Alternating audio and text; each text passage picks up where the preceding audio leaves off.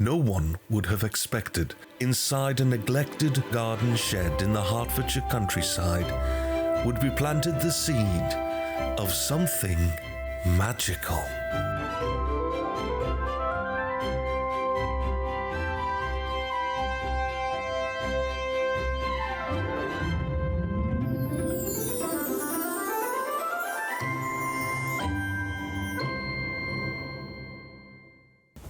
Hello everybody, welcome to My Life with Ferrets. I'm Keeper Kate and ladies, treats! This is Wriggles and Scruffles, and they are the ferrets of FerretTube TV. And we are so happy you could join us this week to find out everything that's been going on in these girls' lives. And one huge part of their lives is our guy in the chair, lover of floof, keeper of the network, the mysteriously monikered MahdDogg. Hashtag not actually a dog. Hello. Oh, it's expanding. The title's expanding. What can I say? It's just I get paid by the word. in the can. I get paid by the word. You know that, don't you?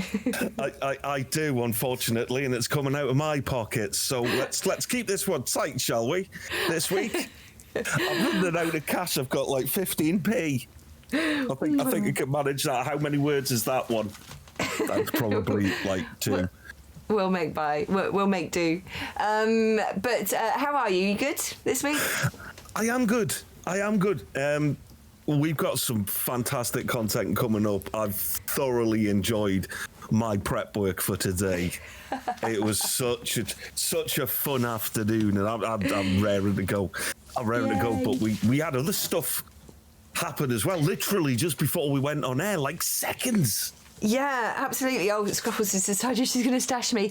I had a video conference call. Well, actually, it was a phone conference call because they couldn't get the video app working, but we had a phone conference call with the vets.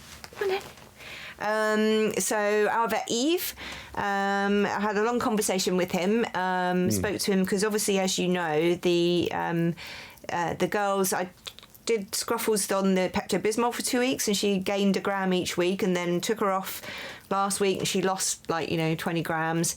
I weighed them before, so we're not going to do a weigh-in this week because the information is happening now. I actually weighed them just before the vet appointment as well because I wanted an up-to-date.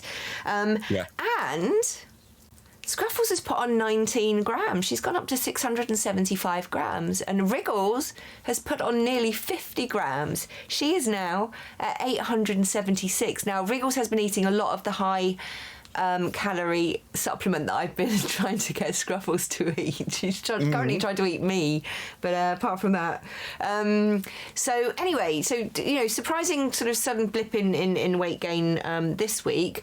But actually, I had a very long conversation about it, and he said, because there's a pattern with the Pepto-Bismol working, i.e. when we had the Helicobacter treatment and then also this 2 weeks, he said, keep going with that. He said there is actually, although it's recommended not to be on it constantly because it will it creates a vitamin. It's one of the vitamins. It creates a slight deficiency because it inhibits the uptake of that vitamin.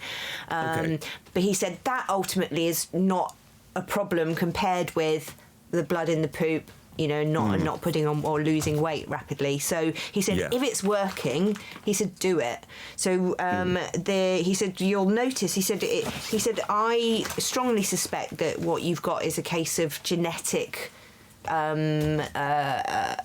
stomach what is it? It's irritable bowel, isn't it? Irritable bowel, irritable bowel disease. Genetic irritable bowel disease, probably not going to be curable. It's just going to be something that you're going to need to treat them for their whole lives. And he said, and I would ordinarily prescribe steroids for that, the steroids that we got given a few weeks ago. He said, but they didn't work for your girls, but the Pepto-Bismol is. So until it stops working, let's assume that was the Pepto-Bismol. So he said their poops will go through 3 stages in the cycle because you have flare-ups, and then anyone who's had stomach ulcers will know it's not a constant thing. You get these flare-ups and then they come down again. So he said you'll notice that they start straining to try and poop and don't successfully poop. Then they start producing a lot more mucus in the poop, and then you get to the stomach lining burnt away to the point where the veins are then broken, and that's where you get the blood. So he said when you notice them straining or mucus in their poop, just put them on the Pepto-Bismol for 2 weeks. And he said, don't think too hard about doing that. Don't sort of stress, should I, shouldn't I? He said, if there's even a slight inkling of is something wrong with their poops, he said, just put them on Pepto-Bismol for 2 weeks. So that's what we're going to try. He also confirmed that there's no bacterial or infectious problem with them that would should prevent us from considering getting more ferrets. So he did, though. He at first, when I said that I was going to be offering rescue ferrets some homes, hopefully, and was that okay given their condition? Because I wouldn't want to pass what they've got on to the rescue ferrets, And he, first of all, he expressed absolute horror. Why would you do that? You'll be introducing all sorts of problems. And I was like, I know that they may come with health problems, and that's fine. Yes. That's what I expect. But he did say something really good, actually, which was, just make sure if you're going to do it, just make sure that you insist on only taking animals from the RSPCA who have been at the RSPCA for 30 days or have gone to an animal quarantine for 30 days. He said, because you wouldn't necessarily know if you were introducing something horrible like salmonella or distemper if you took them straight from whatever their situation was. But if they've been at the RSPCA for 30 days, then you can be sure they're clear of those, the really big bad things. He said you may still end up, introducing stuff. But, they're already on ear mite treatment. That was one of the things we spoke about. Yes. So I think that's really, really positive and encouraging. It means when we're ready in the spring, when we feel ready, we can open up the doors. And obviously we need to wait for the lockdown to finish. Yes. There's no point in putting me or the girls at unnecessary risk, before that's all cleared up. So, so exciting stuff. And I'm glad that we've got, sort of, it feels kind of right, this sort of idea of the way to treat them. So I'm going to start tomorrow morning and just put them to get a baseline. Although they're both quite good at the moment, I'm just going to get a baseline of poopage that are all normal. So I'm going to get them both on the Pepto-Bismol, do it for 2 weeks, get their poops all looking normal, take them off, and then I just need to keep an eye on those poops, and as soon as I start noticing any kind of mucus, just pop them back on it for a couple of weeks and see if that will will create an ongoing situation of maintenance. It may well be that this is going to be a forever kind of process, but better than doing steroids or anything like that, I feel. Exactly. If it works, it works, and it's a very small price to pay to keep the girls healthy and putting on weight. Yeah, it's good. It's a positive. It's a really positive. I was so pleased. I was blown over with a feather with the weight gain this week. I wasn't expecting that at all. I was shocked when you said those numbers. I kind of it was almost like, oh God, now I've got to go to the vet and say, they seem healthy and they're gaining weight. But it's still a problem. It is still a problem. Yeah. but you did have a long conversation with him, and he took a lot of time to talk to you about it, and. Yes, he's great. He's very chatty, but it's been really one of the other things that we've decided this week. I think, or I decided and asked you if you thought it was a good idea, was that it has been very full on. Like the last 8 weeks since this is going to be week 8 now. If you're watching this on YouTube, this is week 8, episode 8, and. I'm beginning to feel a bit kind of like ragged around the edges, burnt out with a constant, and it's all weekend as well. And I've got a couple of events next week, virtual events next week. Plus, of course, my mum was originally going to go into hospital next week, but she's actually had the operation now. She's had her pancreas removed, so she's in recovery. There's just so much going on at the moment. So we've decided that after every 8 weeks, we're going to take a week off. Yes. And what that means is that there will be no weekly episode show broadcast on the Monday at 5 p.m. that week. We will still be on Twitch over the weekend, and we will still start the Twitch of the week over the weekend with a sit down with you at 7 o'clock, but we won't be recording a show, and we won't have gathered any clips. It'll literally just be, hey, we're back, let's all chat and dive into the weekend. So we're going to do that every ninth week. We're just going to take a step back for a week. It gives us something to look forward to in terms of, oh my God, I need a break. When's a break coming? When's a break coming? And at the moment it's like never. But if it's only a few weeks away, it's like, okay, we've got a break in a few weeks' time. I need some downtime as well. I need to spend some time playing video games and not working for a few days. Me too. I think it's something we both need, definitely. And also, we've discussed that there's probably quite a good technical reason why we should do this, in terms of having the chance to step back from what we've achieved, review the analytics, and figure out if we can tweak anything. So we'll talk more about that in the after show chat. So if you're interested, thinking around that. But yeah, for a number of reasons. So week off next week, no content for me to make. And instead, on the Monday, because obviously we won't have a show to show you on the Monday, we're going to have a gaming night. So every Monday that we don't broadcast a show, we'll do a live gaming night on YouTube. And we are starting a week on Monday with Half-Life Alyx, because I felt so bad that you guys didn't get the scary experience that you were expecting, the way I sold that sort of charity stream last week that we did. That we were promised. Let's just say it. We were promised the scary time. I didn't break my promise on purpose. But if I'd have actually just had the courage to get through that initial black frame, I would have realised it was nothing at all. But anyway, but Half-Life Alyx is properly scary. I've owned it for some time. I played it for, I'd say 90 seconds before I ripped the heads off and went, no, not going in that again. That's too scary. So, but I think with MahdDogg in my ear and you guys cheering me on, I might be able to do it. And if not, well, you'll laugh at me gibbering like an idiot. So we're going to do that at 9 p.m. on the day that the Monday that we would have done episode 9. Indeed. So I hope that you like that idea, everybody. I think people will, and I don't think it's going to cause us any issues with the audience that we attract, because you know this, the audience doesn't know this, and I'm going to embarrass her now, but my mum was riveted to the Game Blast stream to the point she turned off The Voice. We beat The Voice in my mum's living room. I don't care what I do with the rest of my life. I could win an Oscar or anything like that. But content we created got my mum to turn off The Voice. Do you think receiving an Oscar on television would get your mum to turn off The Voice?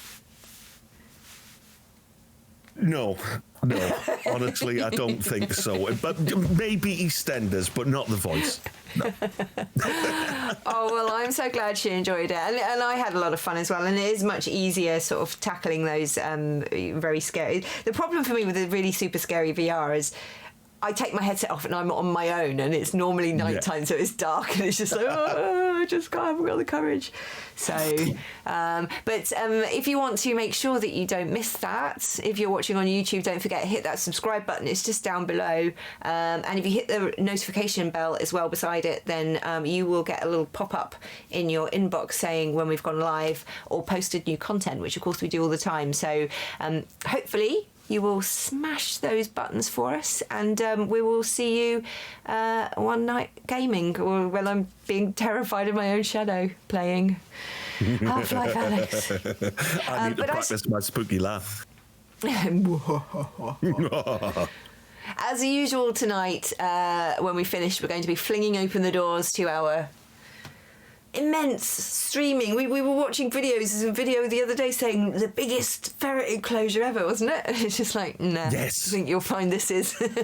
Well, the biggest ferret enclosure on YouTube, it was called. But in all fairness, it was a 2-year-old video.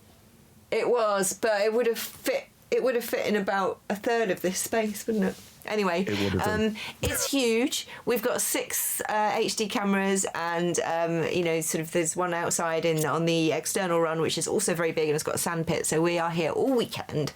I hope that if you haven't joined us yet on YouTube, from the YouTube watchers, that you'll come and join us on Ferret.tube at some point in the future over the weekend. But as usual, we've also got lots and lots and lots of clips to show you, and it's been such an exciting week. It has been, and we're going to kick off with what I mean. Last time, I introduced one of our coming characters as brave and willing to face down the greatest of enemies, but he hadn't at this point faced a ferret.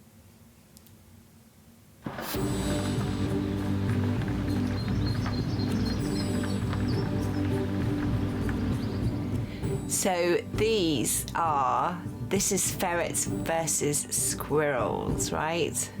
Yes. And you can see, so we've got the squirrel feeder up the back there. If you've never looked at, if you've never been along to the live stream, this is what you'll see on the live stream 24/7, by the way, on YouTube. But if you haven't yet been there, that on the back strut there in the middle is a squirrel feeder. And you can see that the squirrels, they very quickly learnt the noise of the girls going. So one's jumped up there now. Literally, I think Wriggles had gone in and was inside for like 4 seconds before the squirrel came down. So the squirrels kind of like, they're standing away, waiting for the sound of the cat flap, and they know that it's safe to come out. So I don't know if we're ever going to actually see Scruffles, Wriggles, and a ferret and the squirrel face to face. You can see Scruffles at the back there. Yeah. She's obviously aware that there's something. So I think she's watching came out. for them.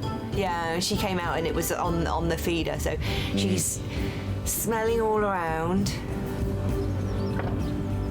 So it must be very intimidating if you're a squirrel, to be honest with you. I don't think I would come. I would think so. I don't think they understand the concept of the cage either. It would be great if they realised that they were safe on the other side of that, though, wouldn't it? Because I think it would be a lot of fun to see the girls' reaction. I've also put the bird feeding tray down at the end where you can see Scruffles at the moment on the floor now. That's not when this video. Now, so she's gone in, right? And we see... I think it's like something like 10 seconds. I didn't edit anything out of this.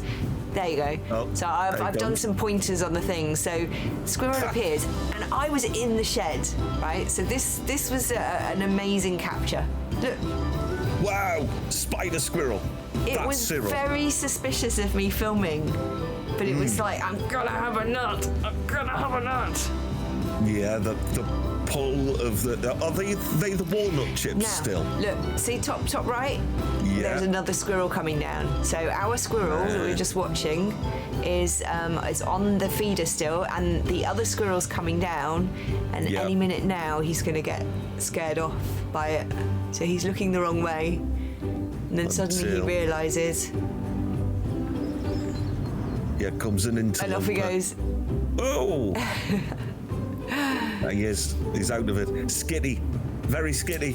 Yeah. And then the other squirrel comes down the side. And the girls are, inside, asleep, eating, whatever they're doing. But I was still filming. So is that still the fancy squirrel food? Or is all that gone? No, the walnuts. No, I haven't. The walnuts are still half a bag. I ate quite a lot of those walnuts. Actually. I've been roasting them and having them with salt. They're delicious. Like, they're not supposed to be for squirrels, but I'll give them some eventually. And now this, I love this. So this is Wriggle. Wriggles has come out, right? Now watch for the squirrel as well, because the squirrel. So Wriggles is in there, and the squirrel doesn't realise. So she's sort of like looking around. She's going, oh no, and then she goes down. Yeah. Did you see that? So basically, the squirrel. I think I did it in slow motion there. Look, you did. Here it comes. She's looking around. She doesn't. She goes down, and that's the squirrel. Kind of like comes up. It's like, no, I didn't realise there was there. But Wriggle's like completely oblivious. She's just. Totally. She's probably just had a good dig and was having a bit of a sit in the swing. She loves that swing. She does. I think she likes scratching her back on it as well. She does that. It's so cute. Oh yeah. It's a really good scratch. So if you're holding up your hopes for seeing squirrel and ferret nose to nose, I'm afraid I don't think we're going to be lucky, because the squirrels are cottoned on very quickly. To noticing the cat flap sound. Like, they're waiting to come down for nuts. They'll wait until they're sure that the girls have gone inside. Yeah. Oh, that is a shame. Well, it's good to see the squirrels at least getting close when the girls are there, because that means they can't smell them when they're in the basket. Right. Yeah. Okay. So hopefully it means we're going to get to see some more squirrel action. That'll be great fun. And maybe when it gets warmer weather as well, and the girls are just sort of out there sleeping and lounging around, rather than, I mean, they're furiously doing something when they're out there at the moment, but it's quite cold still. So I imagine when the weather warms up, they'll probably sort of fall asleep out there lounging in the shade or whatever. So we'll see what happens. I'm looking forward to seeing how the weather changing develops their behaviour.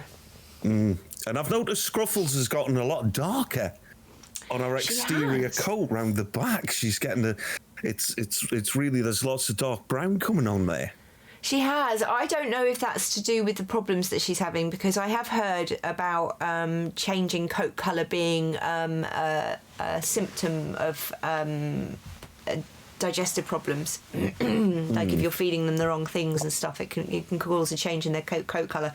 So I would expect them to get the learning is that they get lighter in colour during the winter, because their undercoat, the fluffy warm coat, which is usually paler, grows in more, so they actually appear lighter and paler in colour and fluffier. And that's not happened with her, but she, I don't know if maybe her coat hasn't grown the way it should because she's not healthy at the moment. So that is a possibility. But that leads in nicely to our next series of clips that we've got coming for everybody, because last week we focused primarily on what it was like to have a day in the life and a night in the life of little Wriggles. So it's only fair, and we're all about fairness here, that we give the same attention to Scruffles. So we open up with Scruffles being quintessentially Scruffles and stashing her toys. So there's Shaky Fox. I love this. She drags him around, flings him around, has brilliant fights with him, but she always pops him away safely, either in the tower there. The tower is where she stashes her toys. This is another one of those. So she's notorious for wanting to take awkward toys up to the bedroom, which she can't. They won't go in the bedroom. They won't fit in the bedroom. But she just every now and again she just decides this is what I'm going to do. And this is the Dragon Ball, the plushy Dragon Ball. So we have Dragon Ball Run now. Unfortunately, the camera angle you can't see what's going on at the top, but you'll see in a minute. Yeah. At the moment, what you can hear actually. That's the sound of her trying to force that down a tunnel that it won't fit. And then eventually she kind of lets go and it falls off and comes all the way down. And then she starts again. She goes. And when she first moved in with us, she's figured out those stairs now, but she had a devil of a job getting that round thing around those corners originally. She did. She's down again. Straight back down. And once again, our little Scruffles is not one to give up. No. She won't do it. She firmly takes that old adage, if at first you don't succeed, try again. Yeah. She takes it seriously. And she'll do it. I mean, she only actually did a few runs this time, but she'll do that for, half an hour. And I think that she's given up, so now she's taking it and stuff. It's like, right, I'll just put it in the tower then. You want some treat? She came to see me. She was peering over my shoulder. Oh, getting to see that's, herself on telly. That's one of our Scruffles' regular habit. Oh, you've got cold feet. Regular habits. It is. That's just one. But like Wriggles, she's obviously taken to enjoying the sand pit a great deal. A great deal. Though she's not as industrious or really as temperamental as Wriggles is. I think in some ways, I think she's industrious. It's just that she's got no actual engineering nous at all. So she just digs industriously in every direction. And as you'll see from this clip, she's the master of the cave-in. So you've seen before the Wriggles dozer. Now we get to see the Scruffle Digger. Scruffle Digger. So you can see there where she's digging. Actually, can you see there's sort of like a circular bit of fallen in sand just in front of her? There is, yeah. That was because I could have made this clip longer. Like this is. She's already had a cave in there, and now she's excavating the cave in again. Yeah. And she digs so furiously. But it just seems quite haphazard sometimes, Oh. Like there's no plan to it. Yeah. Just pure driven instinct. I'm being stashed. Where are you taking You're being me? stashed again. Yeah. Scruffles, you're distracting from your own starring. Typical. Typical ferret. So, she's getting really deep in there as well. In that hole. All right, you can have this hand. Yeah, have that hand. Yeah. All the way down. We've got to see how uncomfortable that position is now for you. So I've speeded it up now in places so you can see her digging. You might want to turn me off. Yeah. And you can see, so what the plan is potentially is to, keep digging until a tunnel is created. But when she gets down to a certain depth, she seems to just suddenly start going crazy. And so you see that she's just had a tunnel collapse on her. Yeah. Because she just starts digging like crazy in all directions. And then before she can actually get out and make it into a tunnel, the whole thing's caved in on her head, and then she runs off to another place in the sandpit and starts digging again. It's just... She's got no idea about structural integrity. No. She probably doesn't even understand Pythagoras' theorem. No. Oh, dear. She's not. So this is why, obviously, Wriggles gets so frustrated with her when she comes, when Wriggles been working on a dig site and Scruffles comes and joins in, because Scruffles just has got no finesse about how she's digging, and Wriggles obviously knows it's going to collapse before we make it into a tunnel if you do that. Yeah. If only Scruffles would pay attention to her sister, these things probably wouldn't happen to... Oh, bless. She's trying, though. You've got to give her that. But she can't even make up her mind where to dig. Do you know what I mean? She's like, she's dug a little bit there, now she's digging in that direction, and she's going to dig in another direction, and... You know what she reminds me of? What? She reminds me of a council trying to sort out an underpass. Yeah, just poking around. Saying, just poke around for a bit. Is that a gas, man? I don't know. I don't know. She's come through the tube and she's digging that direction. Now she's turning around and digging in that direction. There's no planning in it. But she does actually do a pretty good job here. Now, this is one of the reasons that I wanted to include this clip particularly, and I speeded it up now, obviously, is I think completely by accident she creates a tunnel. She has. Look, she's all the way down there. And there's Nothing one but that... ferret butt. Yeah, it's so funny, the ferret butt sticking out, just a little tail. Just a little tail wiggling around. It's like Tremors, but cuter. There she goes. She's made it. Like the sandworms, isn't it, from June? Yeah. The sand eels, or whatever it is. Although the sandworms who were right on the first one, I think she's a graboid. Definitely. Look, so she's through. Going. Look, she's through. There she is. She's like, oh my god. She's made it. She's looking around. Wriggles, did you see? No, I better Look, get this she's sorted. so excited. She's so excited by the tunnel. She's down. She's like, you know what's going to happen, don't you? Oh no. No, she's done so well. This is what, and she hasn't even shown it to Wriggles, but this is where her downfall is. She's looking around. She's feeling good about it.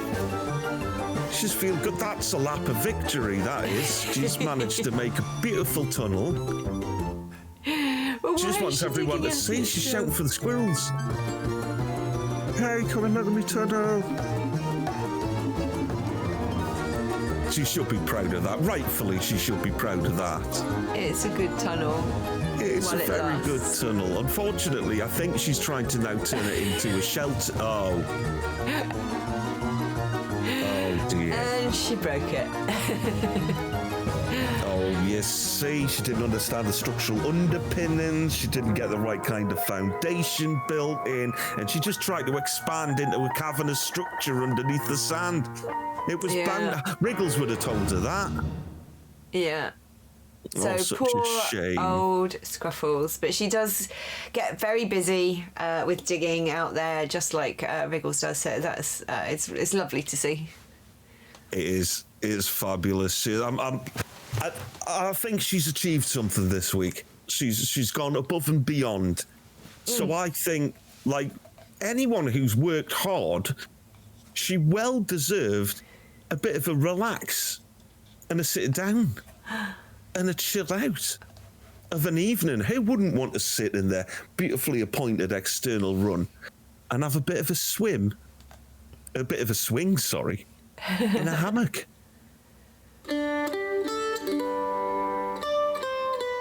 So yeah, I just saw this the other night, a few nights ago.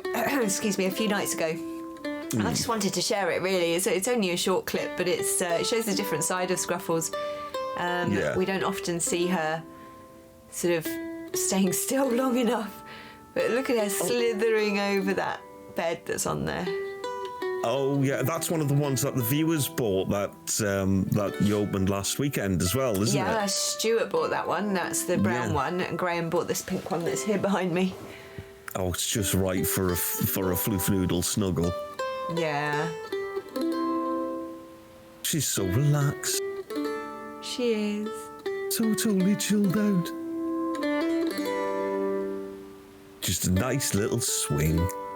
And it's good to see that I think I chose the right holes, because she's, as you can see, she's just going to slither through a hole at the back there. So it makes it, sort of climbable and weave in and outable, but not, there's no danger that they're going to get stuck, try and force themselves through a hole that's too small for them and then get stuck and strung up, because that would never do.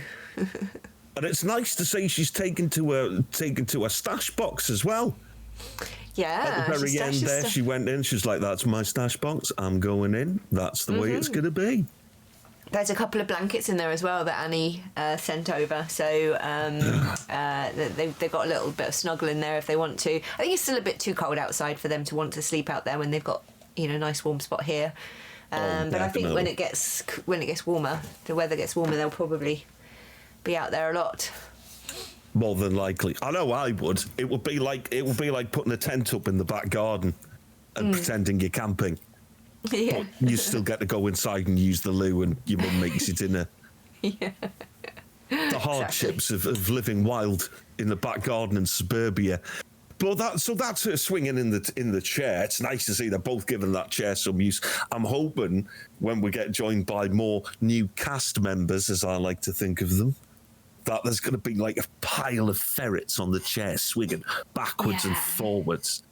It'd be lovely fantastic to see them all racing around chasing each other as well, you know, just... Oh, that'll be spectacular. We'll have so much stuff to look at.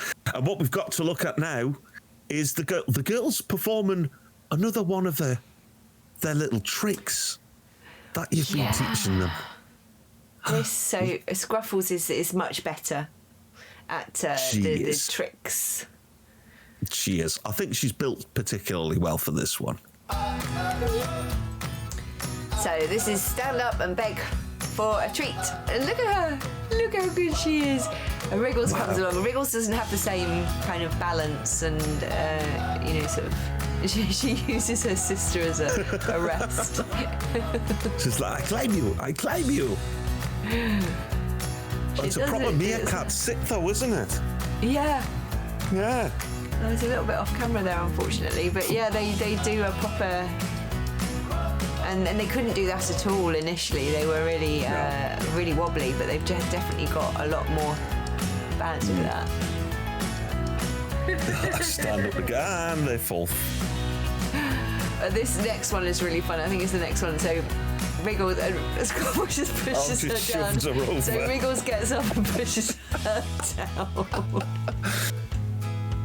Well, at least they don't get mad. At least they can both dish it and take it. I think that's probably the power of salmon paste, though, really, isn't it? Yeah. She pushed it down again. Just a bump. Knock her over. Now, because she's off camera, but Scruffles has actually realised that she can get closer to the treat-giving hand by going up onto the second-level food station. So that's what she's doing. She's trying to reach over from the side rather than have to stand up. And now Wriggles has gone to try it as well. She's cheating on the ramp. She's really good at it. And you can very much see the different body shapes between the two girls as well. Yeah. So that's that's a bunch of stuff that just little bits and pieces that have happened that I've captured and thought I would share with you guys. And of course, there's one other thing that Scruffles is notorious for. Oh yes. I think this one's probably best just left unspoken, if I'm going to be honest, because we've seen her attempts at this. And I think you've probably opened a door you really shouldn't have opened.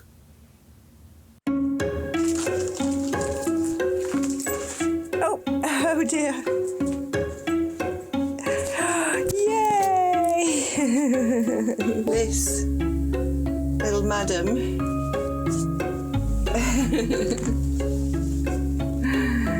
You want to go on the desk?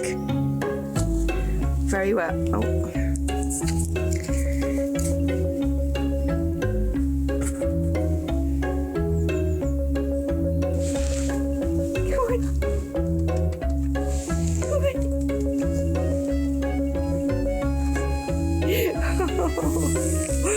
Wriggles. You're not a good climber, are you, sweet pea? Come on then. Oh, there's a good girl.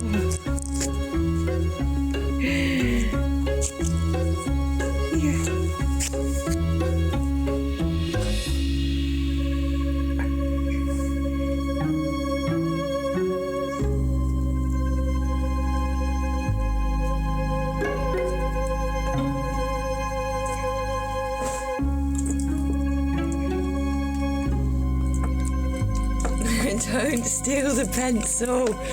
No.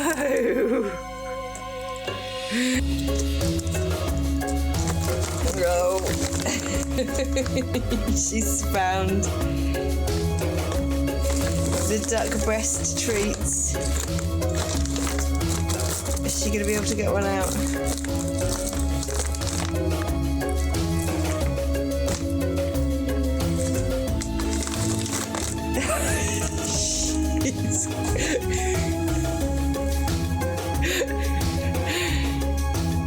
You managed managed to get 2.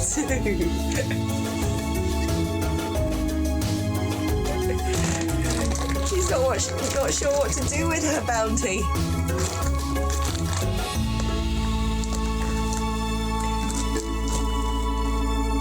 Stashed. Are you proud of yourself, young lady? Are you proud of yourself? Cheeky little monkey. and instead of just taking 1, she takes 2. she could have crammed more in her mouth. I think she would have done. But yeah, you're right. I have, by allowing them enough time while I film that to sort of really figure the lay of the land out up there, she now knows exactly where the treats are. And she climbs me and just dives straight for the treat bag. That's straight into that.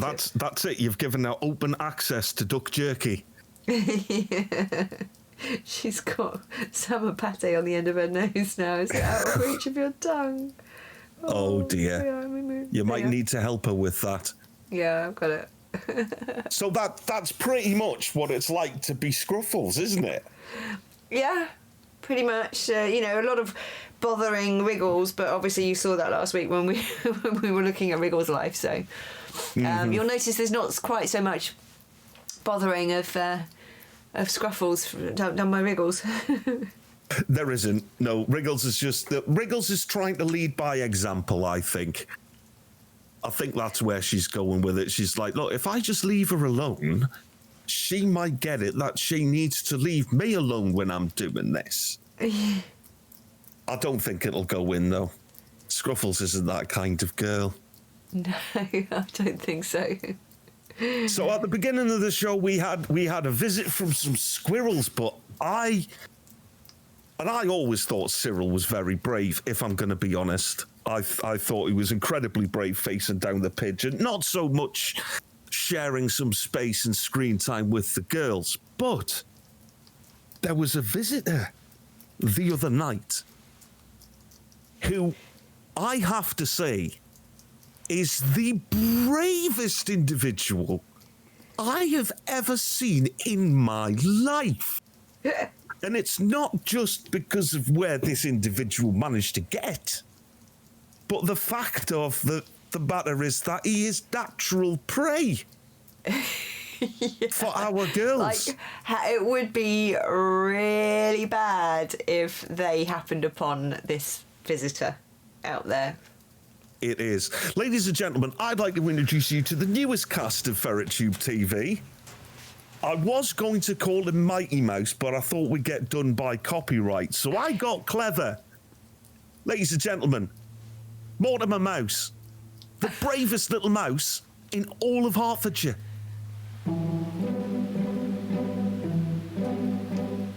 There he is. This Look was at him. spotted by Graham at home, who has been spotting our mouse visitor for several months, but we've never captured it on film because it comes at night and it's the only thing that registers on the screen when with the way it was before the run was dressed out was just the eyes, and they were too small to trigger the motion sensor. Yeah. So we never actually managed to have a clip of it. He shared so many screenshots of the time, time and mouse. It's like, no, we've got no clip then. There's no recorded clip. We've got nothing of it, and now we have, and look at him. He's fearless. He is absolutely fearless. And when you think how... Sorry, go on. I was going to say, I mean, he right now, he's sitting on top of the sleeping bag on the chair. That probably absolutely reeks of ferret. Ferrets have a strong odour. Yeah. And you would think prey animals would be like, whoa, no. I do wonder if Scruffles could, because the clip we shared of Scruffles up there earlier, that was the day after this. So I do wonder if she could maybe smell the mouse to a degree, perhaps. Possibly. He's sending everything. The tunnel, he's climbing over the stick. Look at him there, he's just sat on one of the sticks. just looking. He's got huge ears as well. He's got these really big flappy ears. I wonder what type of mouse he is. Now, I would have said dormouse, but they're quite small. They are very, very small. So he's more than likely a field mouse, I would have thought. Well, given that I live right next to a field, that would be the logical conclusion. But my cats bring a lot of field mice in, unfortunately. My cat's dying out on field mice a lot. And there are a lot around here. It's a field mouse, I guess. I think it is, and I honestly don't know if he realises he's taken his life into his own hands. I don't think he does. I don't think he gets it. But It's so what a cool with brave the little fella.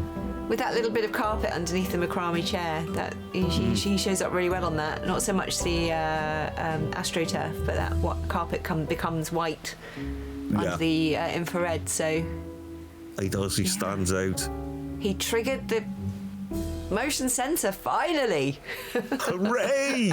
We've got the setting just right. Thank you, Graham at home, for keeping on with the I've spotted the mouse. I'm like, it's not on the recording. But we got him. Finally. And what you we said, caught him. Mortimer Mouse. It's been pointed out, obviously, that was the original name of Mickey Mouse, but I don't think Mortimer's copyright. Okay. I'd be wrong. Well, whatever. Hello, Disney. It's I'm just a fan. It doesn't count because she said it in a Geordie accent, so it's something That's completely true. different. It's Mortimer Mouse. Morty. Morty, there you go. Morty the Mouse. And I'm hoping that we're going to see a lot more of him because he's brave.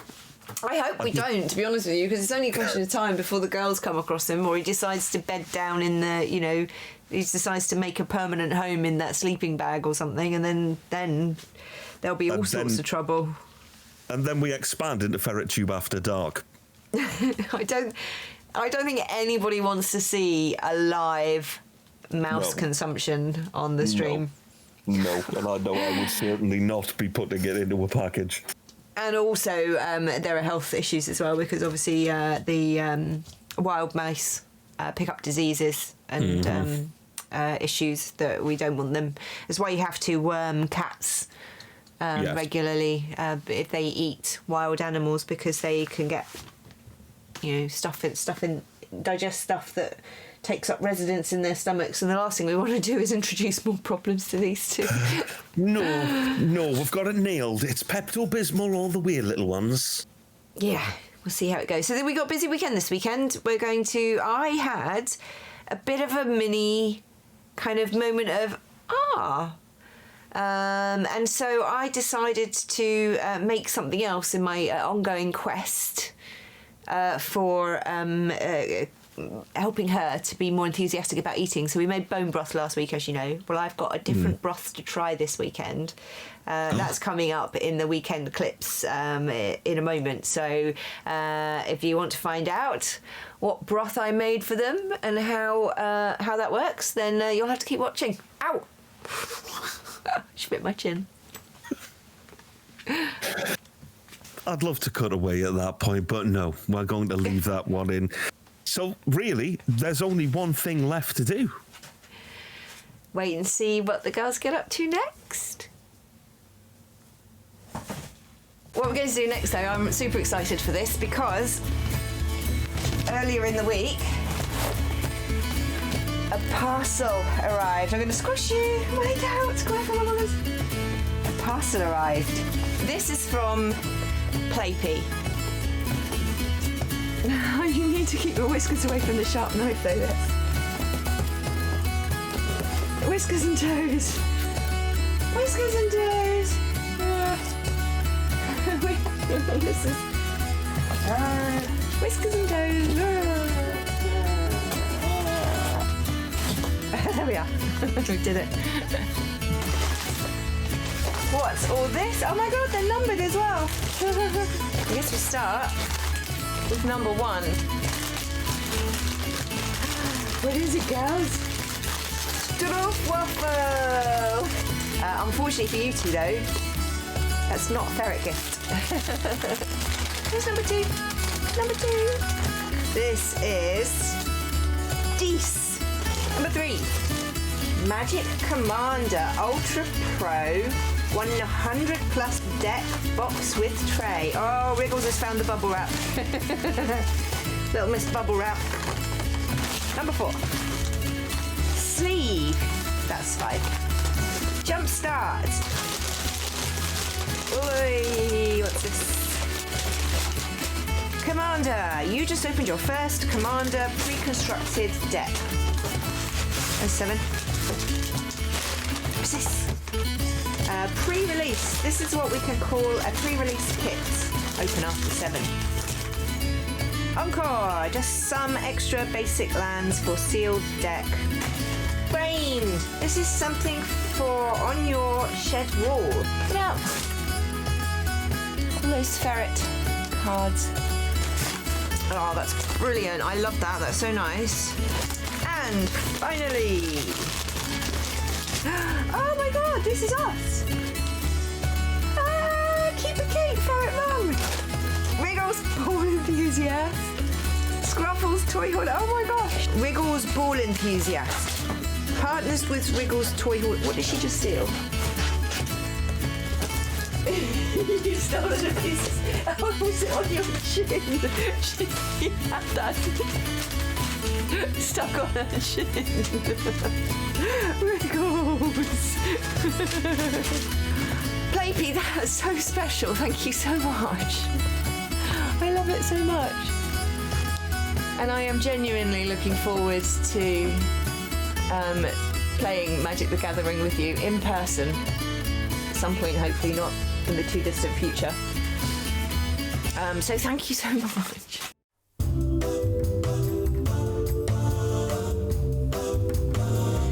Last week we tried making some beef broth, and if you saw the show you'll know that the girls weren't that interested. So as the goal is to try and get them something that they're really interested in eating, to encourage them to eat more biscuits, I had a bit of a moment of inspiration. After that weekend, I was sitting down thinking, what else could we try? And it occurs to me the girls love salmon pate more than anything in the world. And so we're going to try a new bone broth experiment. I brought this fella. Isn't he beautiful? It is a 2 kilogram fresh salmon, fresh off a Scottish sustainable salmon farm. And what I'm going to do is fillet it down, take the fillets off for me, and then cook all of those lovely bones and head and skin and fins and everything down into a really tasty broth, and see if the girls like that. Now, I've never filleted a fish before. I've not even tried, but I've watched enough episodes of MasterChef to have an inappropriate level of confidence that I can do it. I also don't have a flexible knife, so worst case scenario, I'll just blame my tools.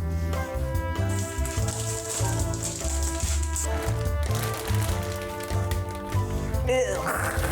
Now, I'm pretty sure I've got to hold it by a fin and go this way.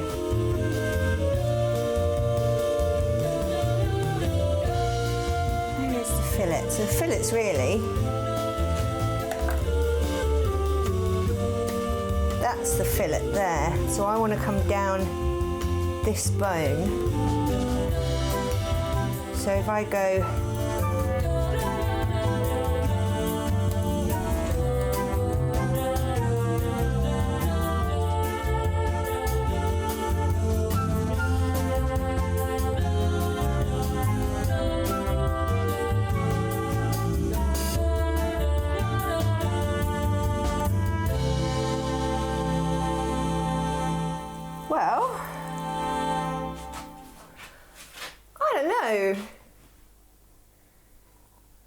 I mean, it's not especially tidy. I think we can blame the tool for that.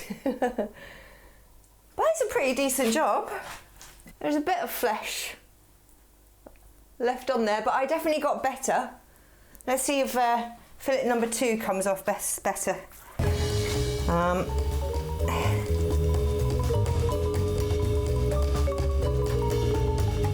It's somehow harder in this direction. Try that way now.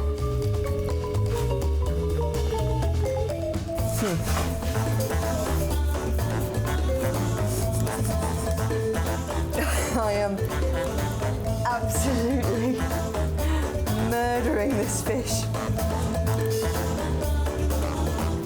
Wow. That is an appalling job.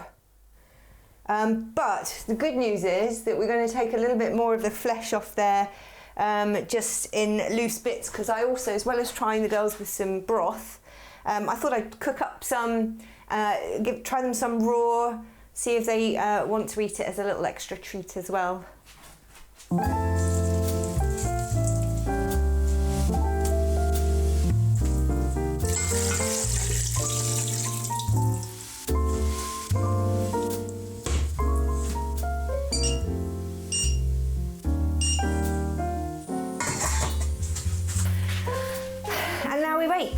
Until the entire neighbourhood smells like fish, and we can go and give the girls a little taste of raw, fresh salmon. It smells great. So I have made them each a small bowl of salmon. Let's see what we've got here. Here, come a bit more comfortable. We've got a cooked, that's the raw salmon, just a little bit of chopped up flesh, raw flesh. And then we've got also the cooked. I've only given them a little bit because I don't really want them to sort of go and store it, I want them to eat it.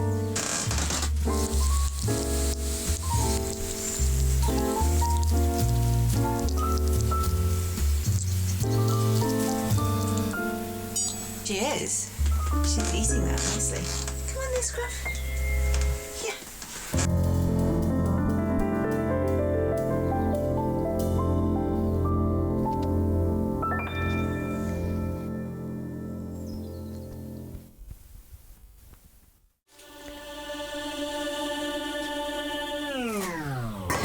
Oh.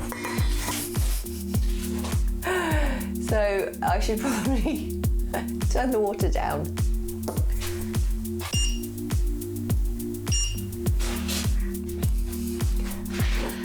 Cleaning the counter down, I realised I probably should have descaled the fish because there was a lot of scales stuck on my counter that were really hard to get off actually. But I'm not worried about that because I actually never eat the skin, and I know people are going to be going, oh! But no, I don't like the skin of creatures that I eat, so I'm going to be discarding the skin anyway, so I'm not overly worried about the scales on the skin. The plan here is twofold. It's actually way too much fish for me, so I might try and freeze a few portions. But certainly I'm going to do 2 meals for this weekend.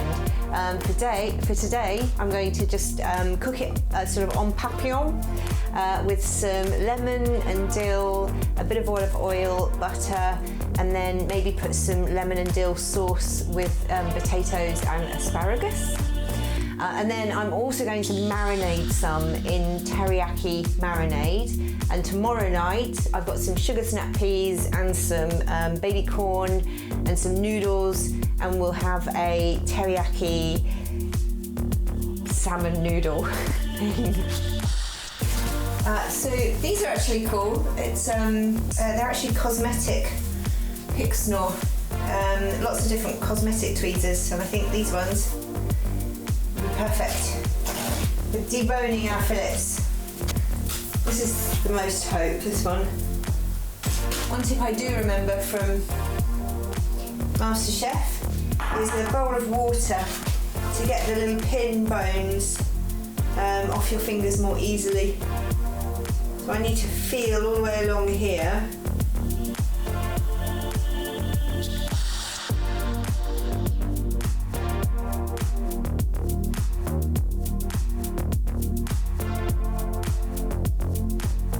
Okay, time to portion them.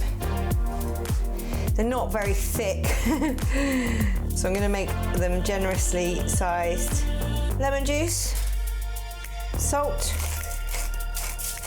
pepper, dill. It's got a nice lemony flavor, lemony smell. Asparagus in it. A couple of the corns. Drizzle of olive oil. A generous knob of butter.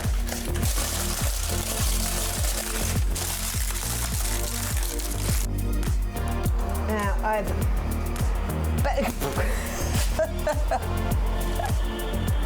baked some potatoes for my mash.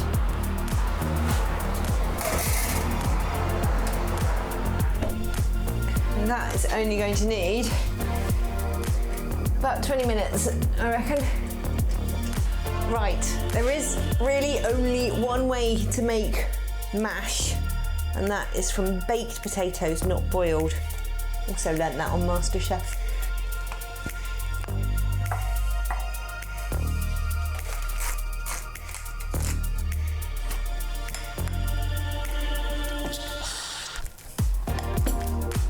For the sauce, I'm cheating, 100%. I'm going to use Marks & Spencer's lemon and dill sauce because it really is delicious. If you want to make it yourself, the ingredients are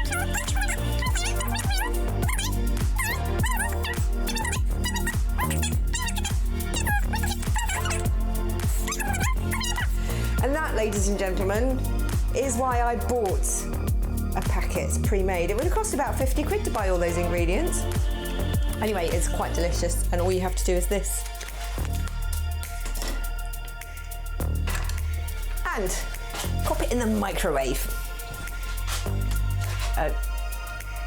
Excuse me. The microwave's behind you. Excuse me. Come through.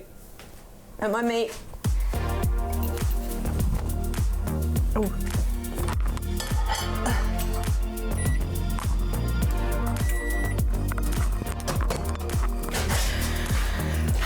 Thanks.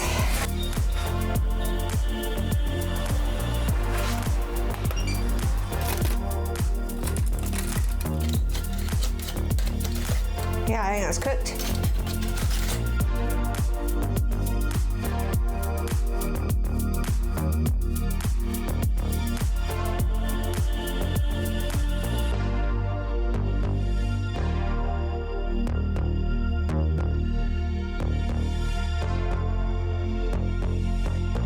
And once again,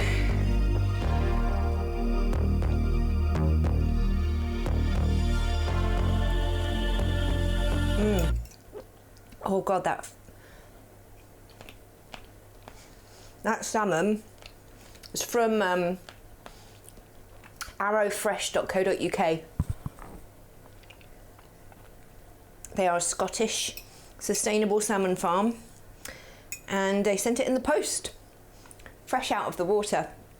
You can really taste the difference, regardless of whether or not the girls enjoy the salmon broth. I am going to be doing this again. So, first things first, the new regimen of some Pepto-Bismol, which I'm going to give it to them in a more sensible way. Come here, ladies. Here you go.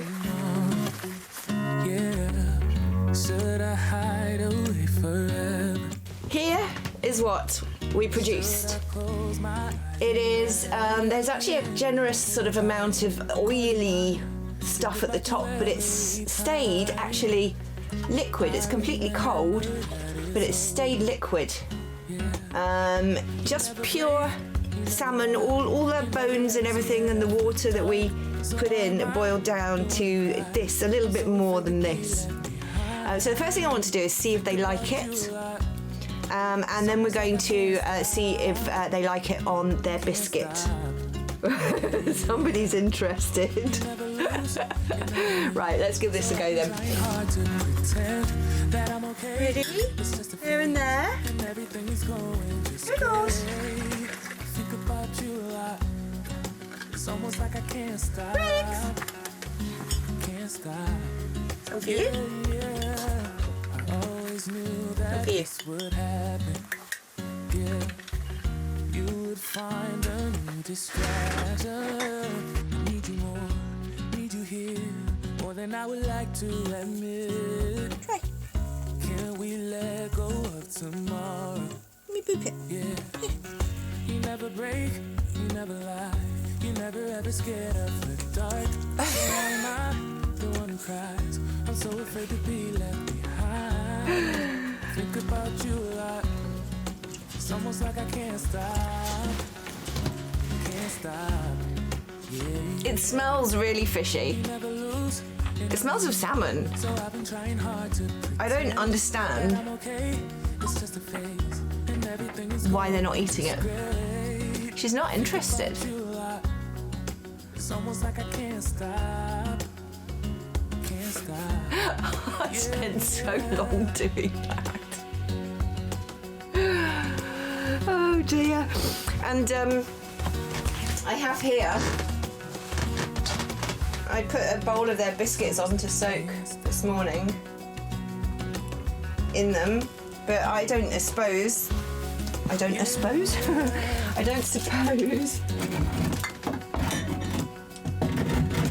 they're really going to be interested.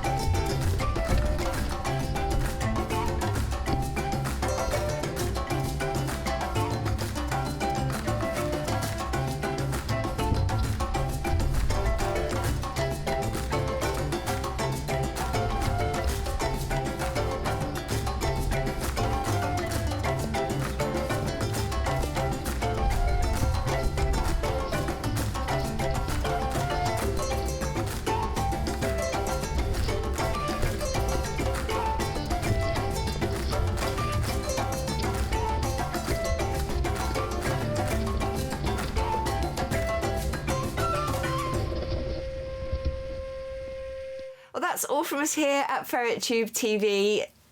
Scruffles is nomming down on some salmon pate, and I think Wriggles is probably dreaming about salmon pate. So it is time for us to turn out the lights as I prepare for another week living with ferrets. If you want to watch the show being recorded, tune in at 7 p.m. GMT every Friday on Ferret.tube.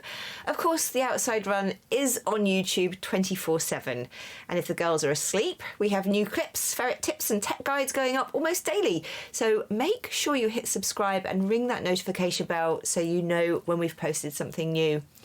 If you want to get social, you will find us on Discord, Instagram, Facebook, Twitter. And if you really love what we do, you want to support us on Patreon, you'll get early access to all of the weekly clips, exclusive footage from our Patreon cam, and we'll put the links you need in the description below. Thank you so much for watching. We'll see you next time, ferret fans. Say bye-bye. Or bite my chin. Your choice.